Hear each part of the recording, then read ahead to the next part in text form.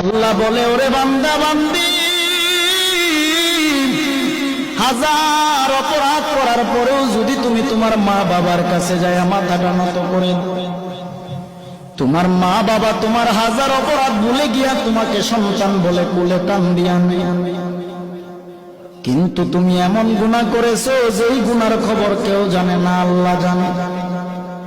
আল্লাহ বলে, ওরে বান্দা বান্দি,